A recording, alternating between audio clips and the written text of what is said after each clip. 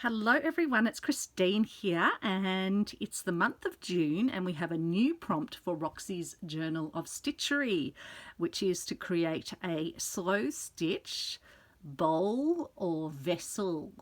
When I heard the prompt, it reminded me that on the weekend I had been going through my basket of projects that I've yet to finish, and I came across this piece which I had started as part of Annie Claxton, Arty Farty Annie's Colour Inspirations journal, where I was focusing on blue, and we had to take our inspiration from either an artwork or a piece of writing, and I had picked a piece of poetry, which I'll come to a bit later, to take as the inspiration for my piece.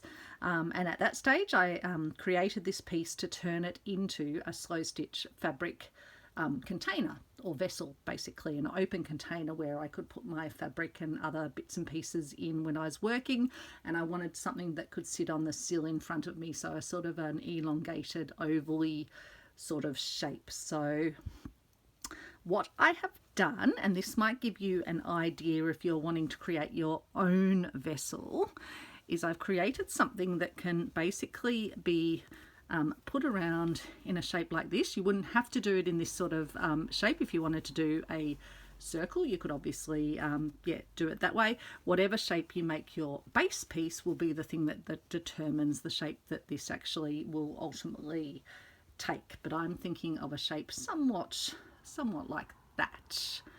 I decided to do it using a single piece of a industrial sort of felting product. It's what I used as the backing on my perpetual calendar. So I've used a larger rectangle that I've folded in half, so it's the length that I want my container to be in the round, and then folded in half down the shorter side. And what it's given me is a surface that I can then collage scraps of fabric onto, as you can see here, and then that I can stitch into while it's still two separate sort of sides.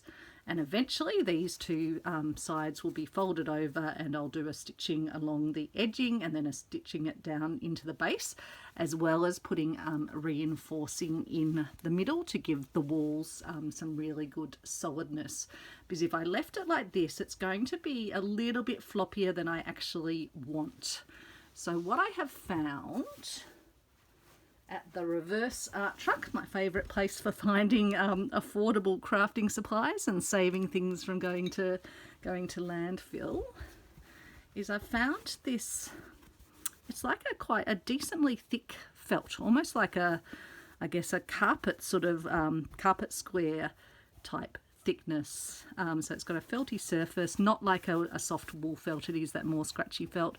And then a backing sort of on it, but I think it's going to be absolutely perfect for folding my fabric piece over and giving me a really stable surface. So I wonder if you might be able to find something like this in a auto sort of style auto accessory store or something. Or you might find something at home that's got a sort of a similar consistency, but it's going to be perfect because it's even a bit longer than what I need, so I'll be able to trim it off down the bottom, and I've got a lot more on the roll than what I'll need, but it will just give me a really a nice firm standing up wall that won't sort of crunch down if it gets things sitting in it that puts some pressure on it. So I think that's going to be really good. And so it will give some great structure.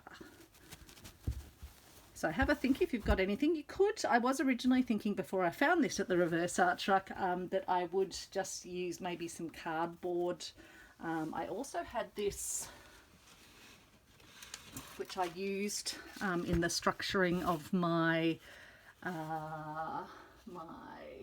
just looking to see where I put it. There it is, right next to me. In this piece I used some of the cork to provide the wall structure on my beautiful embroidery hoop felted bag that I made. So I've got that, but yeah, I'm definitely going to use the that industrial style felt. Oops, just managed to knock the roof off my little slow stitch house that I created last month, but that's okay. Just made its little jingle bells. So I'll show you from above and then I'll bring you down a bit closer because we can have a closer look at it.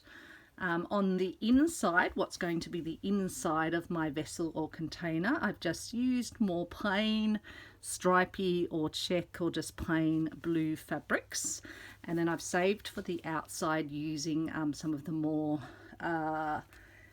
imagery sort of based fabrics to go with the poem that I've taken as my inspiration. So I'll just start by giving you a look at the inside, and I've done all sorts of different simple stitching to basically stitch the pieces down onto my base piece of felt, and I've folded the edges over so that I don't have raw edges. And then at the top I've folded the lining pieces a little bit over under the pieces on the front, but I do have some raw edges on these ones along here, but I don't think that will be a problem. But it just meant that then we get that nice little bit of overlap, so there's no area where you can see the sort of the lining piece of felt. So I might bring you down now and then I can show you this side in a bit more close up, and then I can talk you through the poem that is my inspiration for the outside. So close your eyes if you don't like watching the lowering. Sit down in my chair.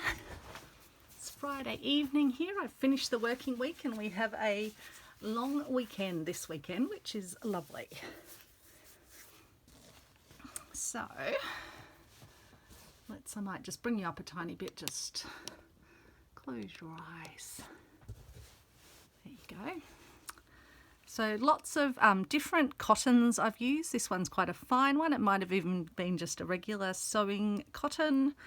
Done some crosses there, some just straight down and across stitches, little knots and a heart, crosses in another direction, used a variegated thread to do lines across, did some zigzags, some lines across there, some lines down on an old piece of jeans fabric. I think this came from a jean skirt I had. Some crosses across here, using the actual, this is an old piece of hanky, using the checks in this to then create the lines, and I used a variegated thread for that. So I think I was just doing individual crosses and then joining all the crosses up for that. It's been quite a while actually since I've been working on it, so I've almost forgotten what I did for forming some of the stitches, but yeah, it looks like they were all individual crosses that then joined up. Stars of different sizes here, again the variegated thread, and I just love that effect when you get those rows of stitches and it just gives the fabric that lovely sort of buckling texture. Little small stitches down there. Here I did some stitches between the dots in the design. This one created a window-like effect, and I quite like these little slightly puffy bits. Some large French knots there, some small French knots there. Again, this one wasn't crosses. I did little diagonal lines out again within the checks. Here I did little stitches filling in the area between where the fabric actually had some woven sections, and here you can see some of my tacking down stitches, which is where you basically just do very long stitches that can just hold your fabric pieces in place while you're doing your decorative stitching. I think I also used a bit of Yoo-hoo glue, which I like to use just to hold the pieces down while I got the tacking stitches in, because I really hate working with pins. I think I'd started working with pins and I was in the car and managed to stab myself. I think I also managed to stitch this one onto my skirt one day in the car, but these are the memories, hey?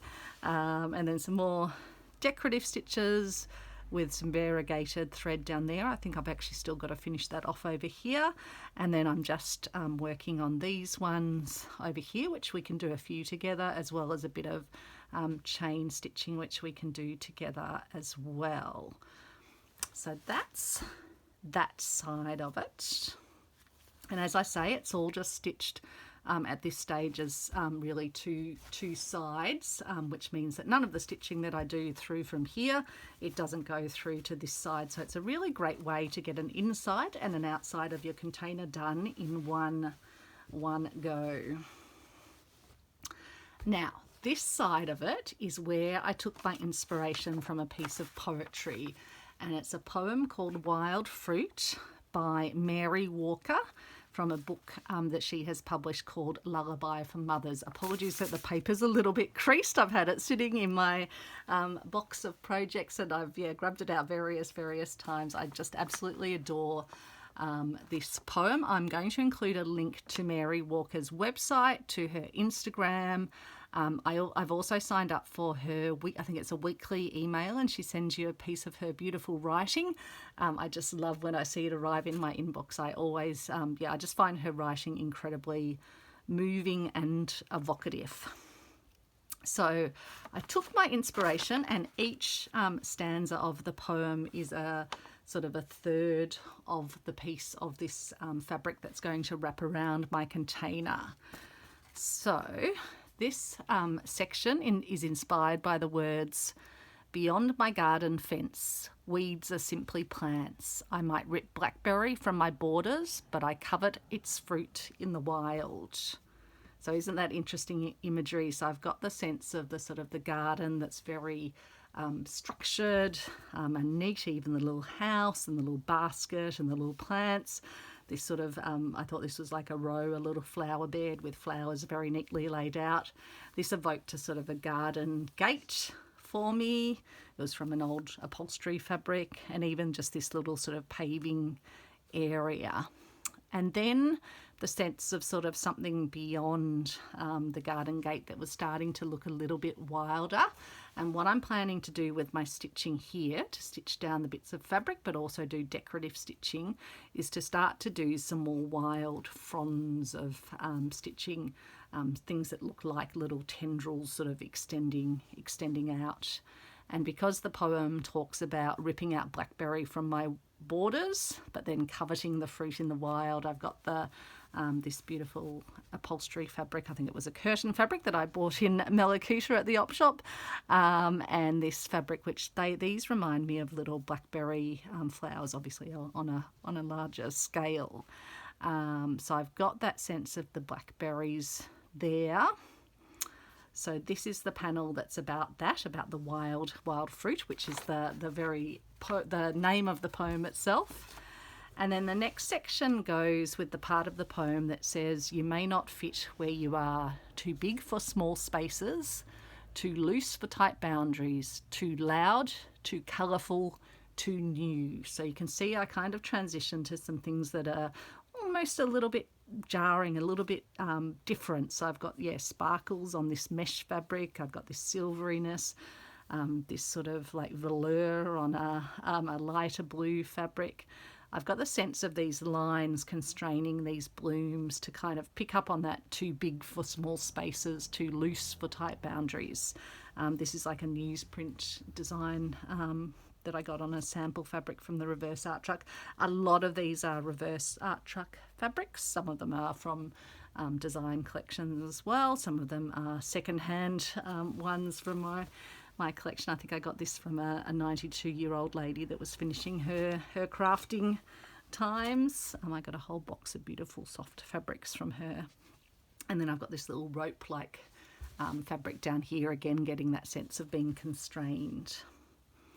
And then the third part of the poem, after the brightness, the sort of the loud, the colourfulness, the third part of the poem is about, "Over the fence the world is hungry for you. You belong out there. Arch your canes over the gate, beg the birds to lift you. However you do it, go free."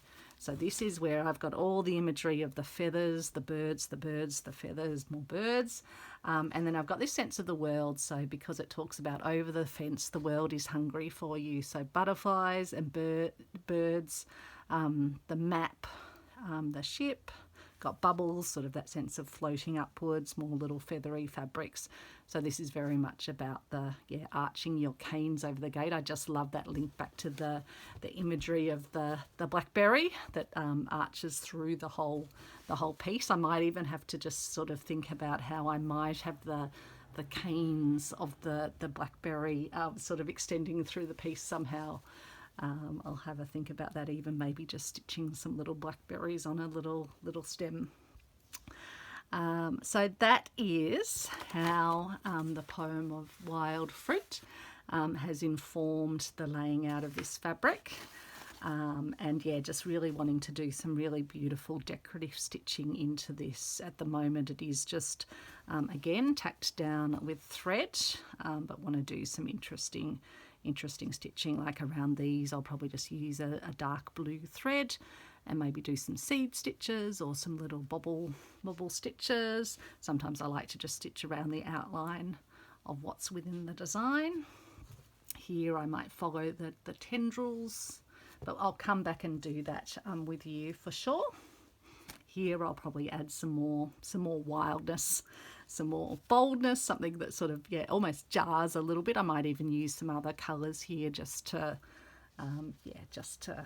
juxtapose it with the more staid area over here. And then the feathers, I'll do lots of lovely stitching in the feathers. I love doing thread painting of birds with little feather-like shapes. Butterflies are always fun. I've got this word explorer, which was on this piece of fabric. So we'll come back and we'll do further work on the front. I'll obviously have to create a base piece in that oval shape once I've got it all sort of stitched together, and then stitch this onto the base piece, and I'll need to add some fabric to the base piece. I'll probably use a solid piece of fabric, I think, for that, maybe just in a plain colour, because it is going to be down the very base of the piece. I've actually got a nice bird fabric, although I might use, I'll have a look. I've got lots of fabrics over there because I've still got my box of blues out and about. But I thought I might show you how I'm approaching doing some of the decorative stitching here, just to give you some ideas if you were wanting to do something similar. And in terms of, when I did the fabric laying down and making this sort of fabric collage with scraps, I really tried to, if you can see, alternate them so that they all sit at different levels, so that it's not like there's a line across here where they all line up. So always thinking about how you can alternate for that visual interest, like this. So have this one go down to there, that one then go to there, that one to there. They're all at different levels, and likewise then across on the vertical as well. So on the horizontal doing that, and on the vertical doing that also. And then with the stitches, tried to do different stitches, or even where I might have done stitching like just the running sort of style stitch, I do it one direction and then do another direction. So you can get a lot of visual interest even with very simple stitches. And the great thing about using things like checks and lines is you can use that to then create these quite symmetrical patterns by using the lines in the fabric to line it up. And we'll be doing that here. As you can see, I've used the little up and down, almost like V shapes, upside down V shapes, to create the stitching across there. And now I'm doing some little lines following down through the fabric. So I might even do some of that now with you down here first, and then we can come back to the chain stitch. I'll see if I can find that. If I've got that thread handy, we can finish off a bit of the Cantha style stitching. So I hope you're having a great day or a great evening. I did actually start filming this last night, but I got interrupted, and I was feeling a little bit weary because I'd been away for 2 days with our executive team in Healesville. So I'd been away for the night and had 2 full days of workshops, as well as a fabulous visit to Healesville Sanctuary, where they're doing such amazing sustainability work, not just with endangered species, but actually broader work to improve the environment and address sort of energy efficiency. They were the first, Melbourne zoos were the first ones to be the first carbon neutral zoos in the world, and lots of great stuff around circular economy and waste reduction. So it's really inspiring to see on the ground works. So here I'm just going to basically do some up stitches between where two of the lines are. So I'm just following the pattern again, which allows me to get these quite evenly spaced, which wouldn't necessarily happen if I was doing it by eye. They would end up a lot more bodgy. Using quite a large needle, you don't need to go this big, at least it just means you can see what I'm doing.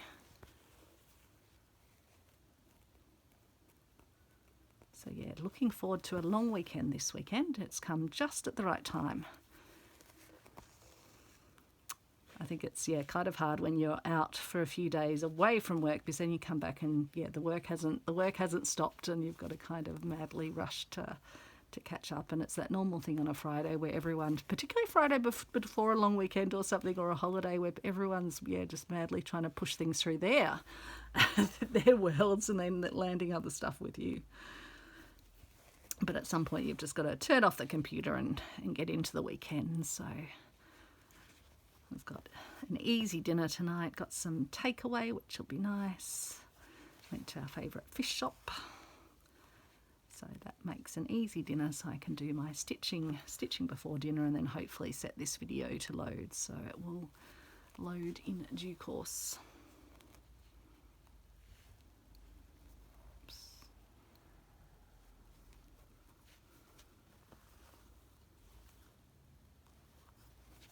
Actually hoping I haven't left too little storage on it, and that it won't conk out partway through, but we shall see. Because it did flash up with storage issues last night, but I think it's because it had a big update waiting to load.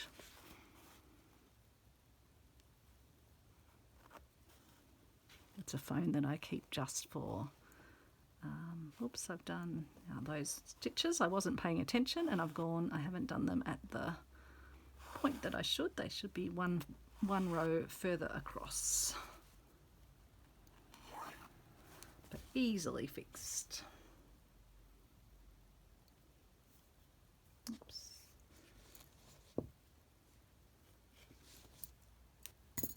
So the thread I'm using, and I just managed to throw my needle down on the floor. Excuse me for a moment while I find my needle.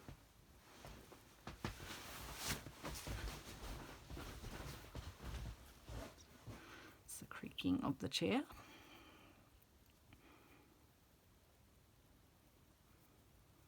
Okay. Let's pay attention this time, Christine. So we need 2 lines across, and then we're over here.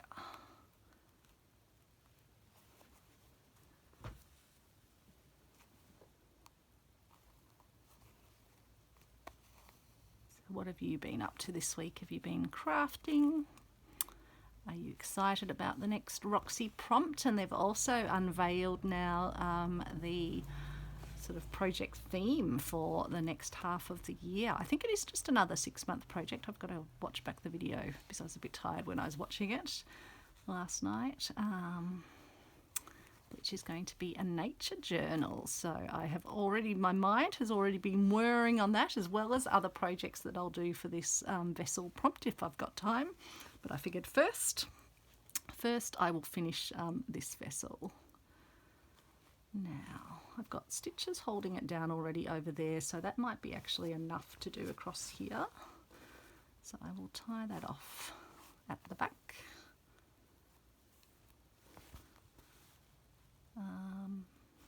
I wonder if I'll just show you some of the stitches I was doing. I can probably put another little row in here.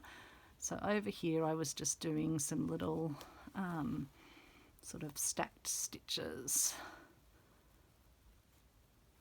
But actually I don't need to actually put that many in there because there's already one over there. Just wondering if I need to add many more. No, I probably don't actually, so I will tie it off. Otherwise it might get a bit too cramped over there.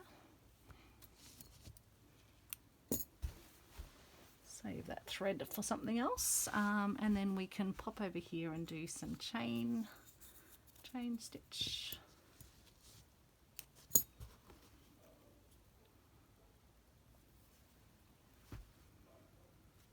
So other ideas I have for this prompt is to use some of my hexy templates. I've got a particular template that's good for making slow stitch bowl sort of shapes, vessels out of. So I figured that could be a great to try those out, because again I haven't used them yet.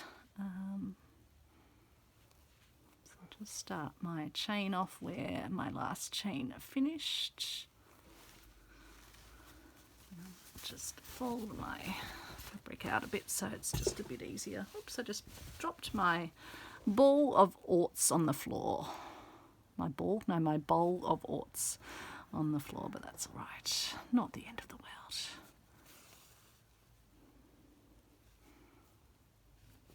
Okay. So with the chain stitch, I'm bringing the needle forward and then wrapping the thread around it so there's a loop, and then pulling, but not pulling too tight because you want your loops to stay nice and loopy. And then when I get to the top, I'll just anchor that down in place there. And then we can go down the other direction, but I might need to turn my piece of fabric around because I prefer going this direction. I'll just move my poem out of the way. Oops, sorry, just bumped your camera. I'll just re-straighten you up again.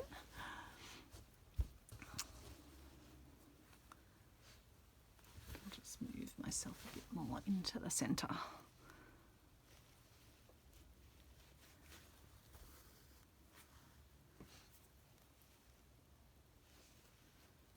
For some reason I just find it easier going this direction when I'm filming. It'd be different if I was stitching and it was on my lap, but just in terms of being able to show you what I'm doing.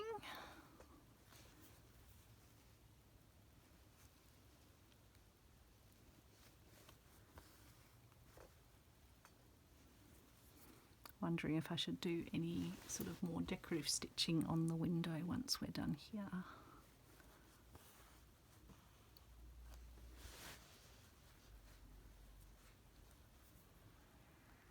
Sort of like you sometimes don't know where to stop on your slow stitching. You could just keep going, couldn't you?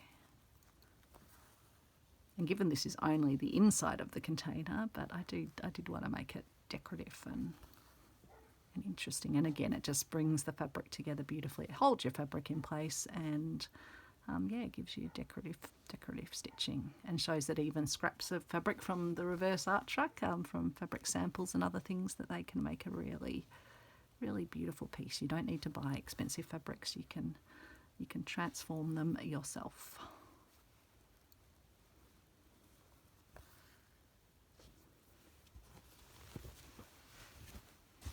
My threads are rolling around. So yeah, Mako thread from Aurifil is what I'm using, and it is size number 12, and I just absolutely love it. I bought this collection of blue threads when I was in Bright in Alpine, Victoria earlier this year. And very happy that I did. I think I picked it up, put it down in the little quilt shop there, and then I thought, oh no, I'm sure I'll enjoy them, and I definitely am. They're just such a good weight. It's just a little bit thinner than like a crochet or mini crochet threads, but it's, yeah, it just got some nice bulk to it for when you're doing this sort of decorative stitching. So I'll just keep going with the chain stitch until I've used up this piece of thread, and then we'll have a look what else we want to do on this side, or we can always start some of the stitching on the other side. But I can show you how I take out the tacking stitches as well. Unthreaded my big needle. Oops. Let's pull up my sleeves. Don't think I haven't put hand cream on, so apologies if my hands look a bit dry. They do just get that way in winter when I forget to put hand cream on. That's probably sanitising a bit more when we were out and about too, because it's turning into quite a bad cold flu season, COVID season here in Melbourne for winter. So there's lots of bugs around, and I definitely don't want to catch them, especially not before a long weekend, but not any time.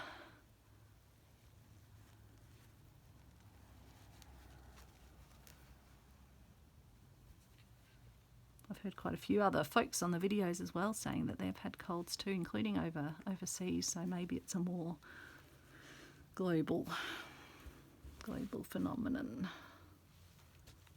I think it's any time actually that you get a change in seasons, it does, yeah, can just sort of wear the immune system down a bit as well, I think, or maybe just create easier entrance ways for the bugs in. So I'll tie that off before it gets too short. Let's have a look in my drawers. I've got my crochet threads here. I'm just not sure if I've got the blue that I used over here, which is quite a thick blue, unless it's in one of my other drawers. Not in there.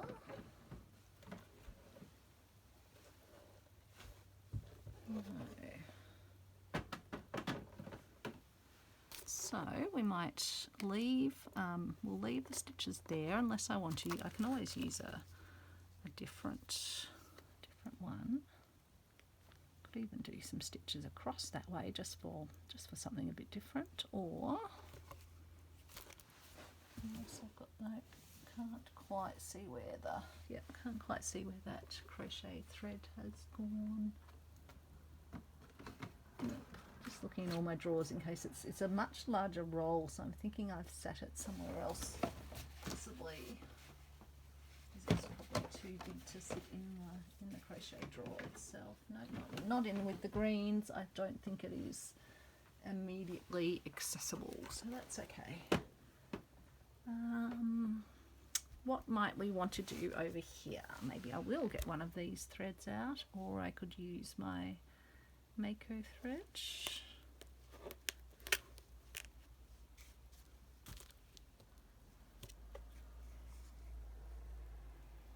Maybe I'll use the darker blue from there.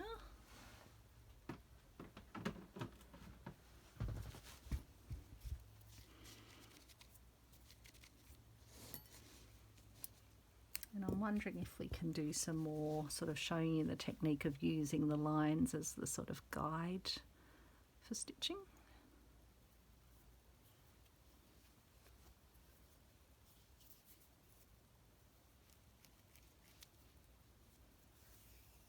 Just tying a knot. And then what I might do is, I wonder if I could have I got my friction marker anywhere handy? I've got a black one, don't know if it's almost out of juice. What I might do is get my friendly ruler and go from corner to corner, and then I could just do, can't even see if that's actually leaving a mark on the fabric, no, barely. Maybe it has run out of juice, that particular, oh, there's my blue friction marker, that's what I was actually looking for.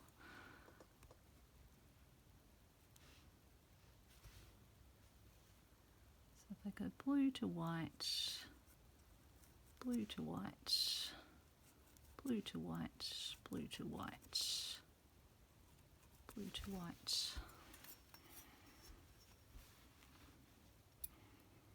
I'll do the same up this way, so blue to white.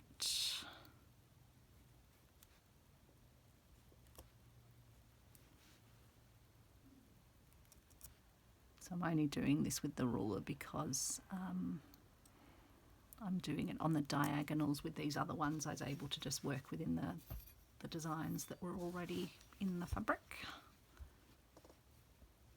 But I am using the lines to get the marks where I'm going to put the stitches in the same place. Blue to white, blue to white, and blue to white.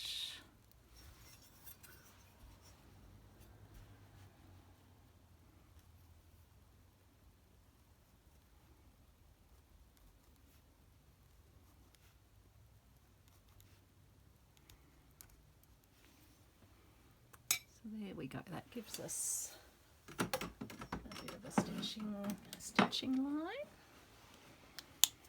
And then we can see what we think after we've done that.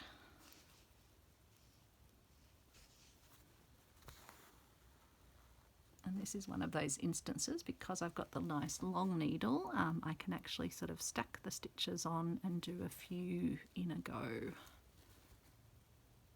So I know exactly where I need to pop in and out. So I can do all those first stitches through to here.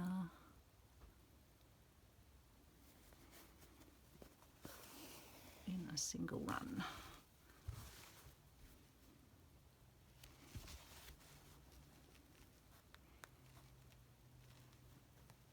I don't think I drew all the way down. And then I can pop over to over here.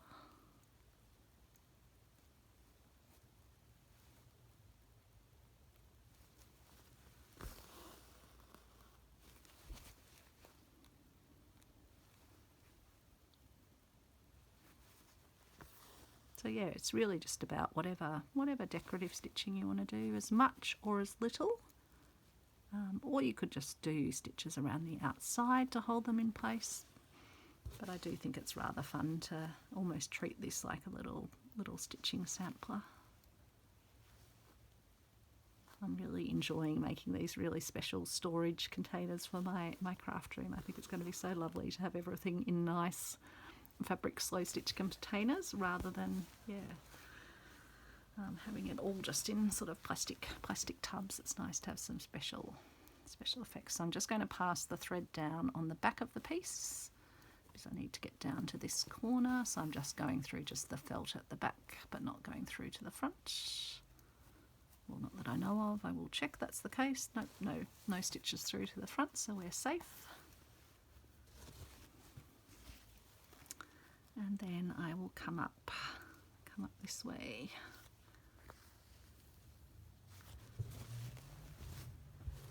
Just turn myself around. I've got this beautiful gum that I've just picked up on my walk today, so a eucalypt with these beautiful little blossoms.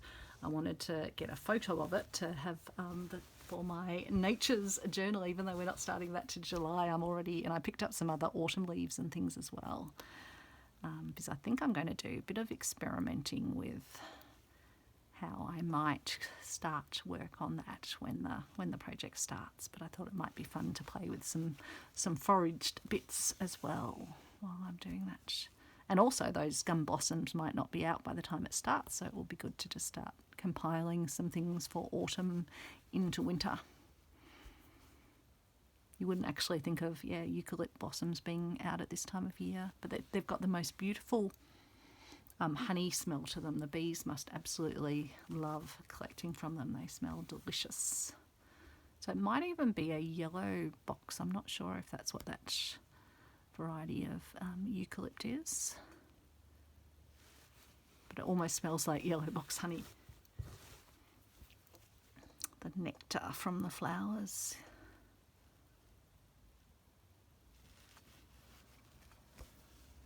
Don't know if it's almost the time when bees will be hibernating in their hives as well. Don't know if they fully hibernate or whether they still come out but you don't often see bees around in winter. So they probably are hibernating, particularly in colder climes, I suppose.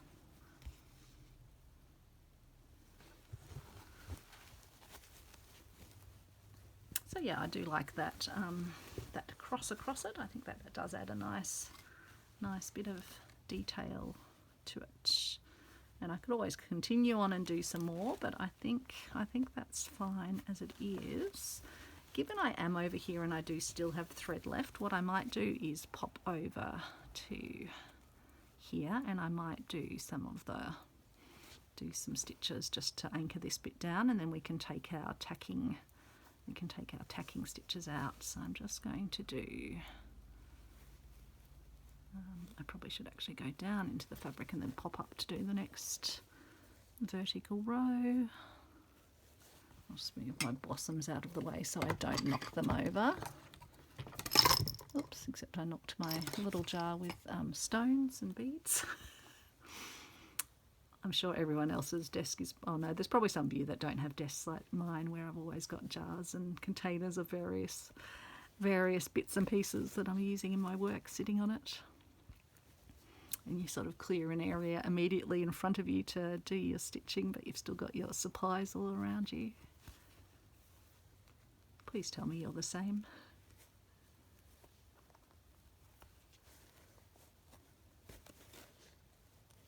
Sometimes I do wish I could have a minimalist desk, but I do find that those scraps and those bits of lace or other things you have around them, they're the ones that you tend to reach for and actually use in your work. And so I feel like if everything was packed away, then I probably wouldn't do as much of that sort of just inspired reaching and including.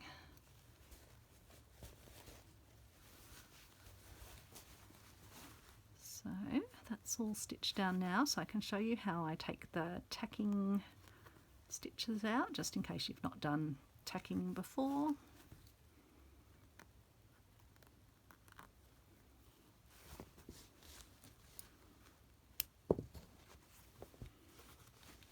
So my tacking stitches are just these ones that are all sort of over here. So what I might do is just find out where they start. Not quite sure, but I assume that one, yep, pulls through from there. And then I can just use I'll just use the nose of my needles, not my needle, the nose of my little scissors.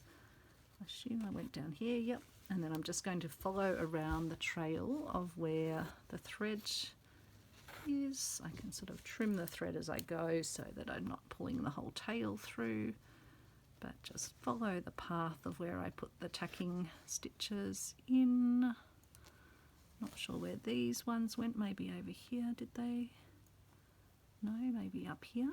Yes, up here. No, so maybe those ones are that.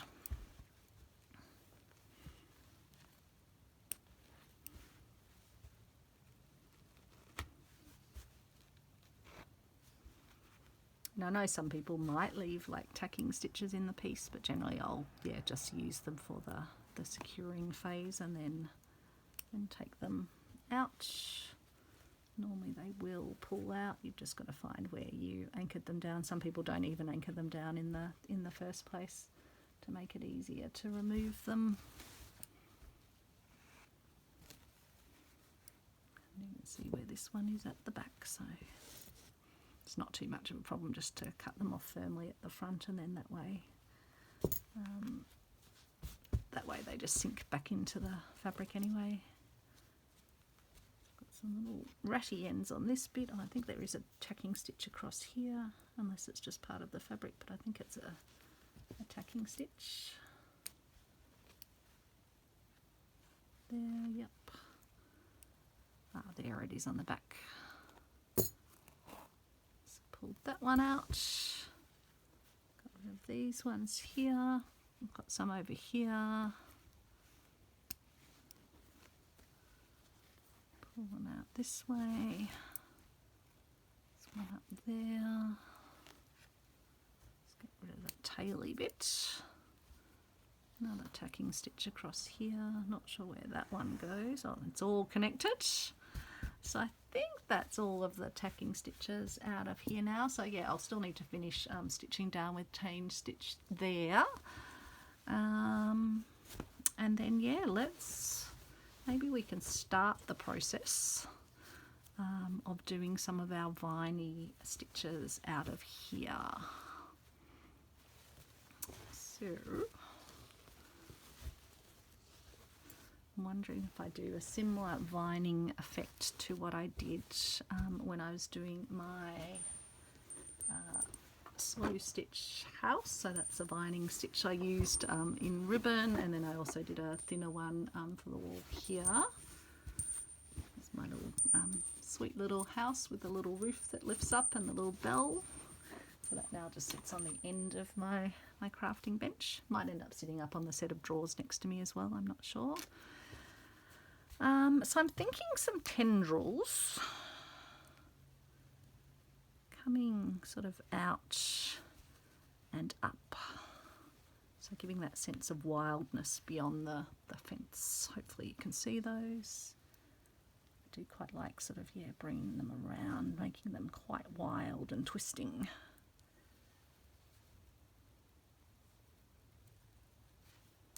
Still got the tacking stitches here. Maybe I'll bring them over into this piece. I'm thinking I might do some little sort of, yeah, tendrils coming out from here, which will help to hold these pieces down as well. So yeah, giving that sense of wildness. So I won't do all this stitching with you, but just giving a sense of how you can use your, if you're happy to use a friction marker. I know some folks get worried that it's going to come back in the cold, etc. We don't really get that cold here. And I have done the testing with mine, so I'm comfortable that if they're not in direct UV light, that's not going to create a staining either. So will I use, what colour? What colour? Or will I use one of my variegated threads, or will I even use something? That might be a nice colour, I think. Could also use some of my wools as well. Got a whole box of wools down here, including a bag that I just got recently. Sorry if I just punched the screen with the bag. Okay, so there's not the right blue in that. I'm just going to have a look in my big box. I won't pull it up because I will no doubt punch the screen, but I do have this rather nice blue. I think it might be nice to have the wool that gives that really beautiful textural element. So this is a vintage Appleton's wool that I've got. And I think they're just small pieces that you get of that, which are already pre-cut to be the size that's kind of manageable. I'm still using my rather large needle, but as I say, at least you can see that. Just do my little knot. And then I'll start over here, I think.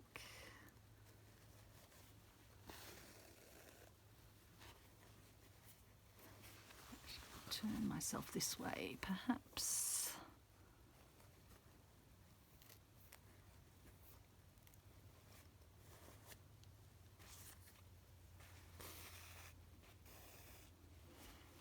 Just do a bit of stitching, get rid of my glue. We don't need my Yoo-hoo glue out. And then I'm going to, so I'm just following where I've drawn this curve on the fabric. Hopefully you can see. And then I'm just doing my little Y's to create my vine. So I go over to the other side from where the line is, and oops, no, I probably didn't go up actually high enough there. Sorry, I'll just get myself into the flow. Once I'm in the flow, I will be right. Just need to thread it up again. So yeah, I want to be creating a Y coming down to where the thread is down in the middle. So I need to just make my little leaves a tiny bit higher to be able to do that. So bring the needle out, put the thread around it so you get your little loop, and you're hooking your sort of the bottom of your Y in place, and then you put your downward strokes. I'm going further round the line, and then my next sort of Y needs to create at about that angle. Oops, got a thready bit, a taily bit that's come through. I think that is one of my little anchoring stitches.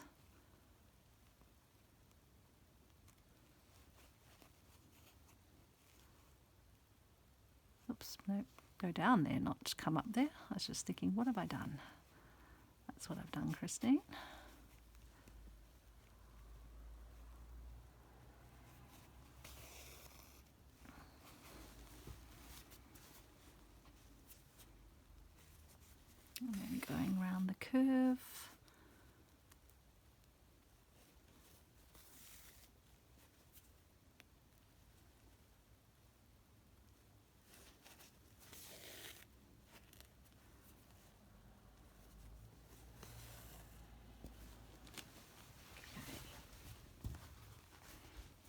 threads rolling all over my desk.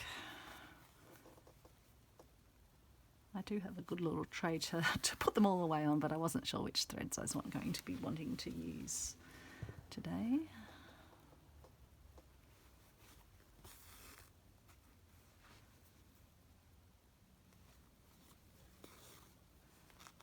Hopefully I'm still on camera, yes. And then coming around and still just following that little process of creating the little leaves radiating out. When you're going around the curve, it is just that little extra degree of difficulty, but that's where it really does help drawing it on. Otherwise, trying to kind of do this in your head is a bit harder.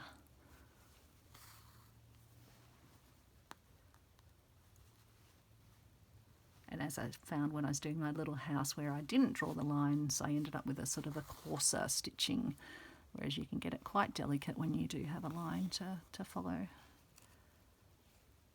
I like how these are looking sort of nice and prickly, just like a blackberry would. That one I didn't angle the stitch up, I did it in the stab method rather than a sort of a single fluid movement. But both of them do the job. I can hear Travis doing his shake outside, which isn't him actually shaking off, it's him saying, "Mum, I think you need to open the door and come downstairs and attend to my dinner and then attend to your dinner so I get some leftovers." That's what Travis is saying with his little shake. He's pretty good actually when I'm crafting, but I think must be getting close to his his dinner time. Actually, his second dinner, he gets his dinner split into two because he likes to have one close to the time when we're having our dinner, but he's usually hungry. Well, he's always hungry, I think, being a Labrador, but he has an earlier dinner as well. But we just split the food between the two. He has plenty of vegetables and things, so it's easy with lettuce to kind of bulk out the meals, but not have it be high calorie. So he feels like he's getting lots of yumminess, and he really does love his vegetables, so it works well. So I might just come down here, down to there, but I'm going to obviously continue down and do that elsewhere. And we can definitely come back and continue working on this section, but I'll probably get a bit done so you can see what that looks like, and then when we do some other decorative stitching we can do that together. So I hope that has provided you some inspiration of how you might be able to make a slow stitch container, particularly if you want to follow this method of a larger rectangle that you can fold over, stitch all your little scraps and pieces on, do your collaging, do some decorative stitching, and then have something, whether it's a piece of cardboard or some other material, or even just a thicker piece of felt or blanket or something to provide your stabilizing, and cut out a centerpiece. But we will come back and do that. We've got the whole month for this. Thanks so much for watching and have a wonderful weekend. Bye everyone.